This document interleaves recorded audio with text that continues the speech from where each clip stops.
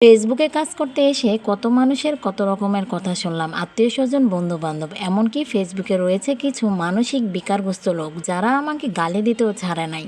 বিশ্বাস করুন, ফেসবুকে কাজ না করলে বুঝতেই পারতাম না আমাদের দেশে বা আমাদের আশেপাশে এত মানসিক বিকারগ্রস্ত লোক রয়েছে যারা মানুষের ভালো তো দেখতেই পারে না এবং যে কোনো কাজেই বাজে মন্তব্য করবে। আসসালামু আলাইকুম, আশা করি সবাই ভালো আছেন। আমিও ভালো আছি, তবে আমার মনটা খুব খারাপ। তো ভিডিওটা ছিল ঈদের তৃতীয় দিন, আর আজকে আমার শ্বশুর বাড়িতে আমার বাবার বাড়ি থেকে সবাই বেড়াতে আসবে। তো আসলে তারা আসার কথা ছিল 2 দিন পরে, যেহেতু তারা সবাই ঢাকা চলে আসবে তাই হুট করেই তাদের ইনভাইট করা হলো। আর তখন প্রায় 10:30 বাজে, তো খুব তাড়াতাড়ি সব কাজ করা হচ্ছিল। আর আমি কিন্তু সেদিনের সব ভিডিও ক্লিপগুলো নিতে পারি নাই, 2-1টা ভিডিও ক্লিপ নিয়েছি, সেগুলোই আপনাদের সাথে শেয়ার করছি। পাশাপাশি কিছু কথা শেয়ার করব আজকে।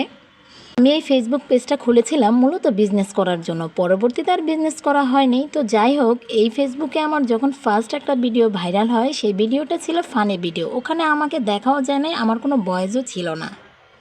কিন্তু ভিডিওটা ভাইরাল হওয়ার পরে মানুষ এত বাজে মন্তব্য করেছে, মানে কি বলবো, সবাই না, কিছু কিছু মানুষ খুব বাজে মন্তব্য করেছিল। তখন আমার মনটা একদম খারাপ হয়ে গিয়েছে।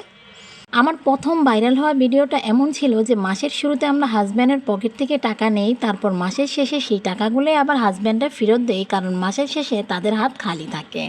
তো যাই হোক, ওই ভিডিওটাতে কিছু মানুষ এত বাজে মন্তব্য করেছিল, আমার মন খারাপ হয়ে গিয়েছিল। তার কিছুদিন পরে আমার আরেকটা ভিডিও ভাইরাল হয়, সেখানে আমি পটল ভাজি করতেছিলাম, মানে নিজেকে দেখায় না, জাস্ট রান্নার ভিডিও।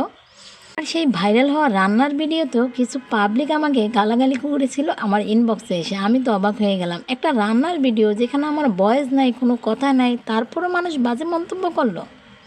তারপর থেকে আসলে আমার যতগুলো ভিডিও ভাইরাল হয়েছে, কিছু না কিছু মানুষ বাজে মন্তব্য করেছে। তারপরে আসলে বুঝতে পারলাম যে আমাদের সমাজে বা আমাদের দেশে এখনও কিছু মানসিক বিকারগ্রস্ত লোক রয়েছে যারা যে কোনো কাজকেই আপনার খারাপ মনে করবে।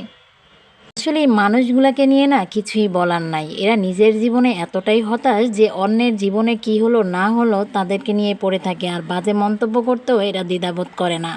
আরেকটা কথা, আমার বন্ধুবান্ধব ও আত্মীয় স্বজনের উদ্দেশ্যে বলছি, আমি যে ভিডিওগুলো তৈরি করি সেগুলো আমার জীবনের সাথে রিলেটেড নয়। দয়া করে কেউ আমার জীবনের সাথে এই ভিডিওগুলো মিলাবেন না। আপনারা যারা এরকম রান্নাবান্না বা আমাদের মতন যারা ফেস দেখিয়ে ভিডিও করছে না, তাদের ভিডিও এসে বাজে বাজে মন্তব্য করছেন, তারাই কিন্তু আবার যারা নোংরা কন্টেন্ট তৈরি করে তাদের ওখানে ওয়াও নাইস এই টাইপের কমেন্ট করেন। আসলে আপনাদের মানসিকতাই খারাপ।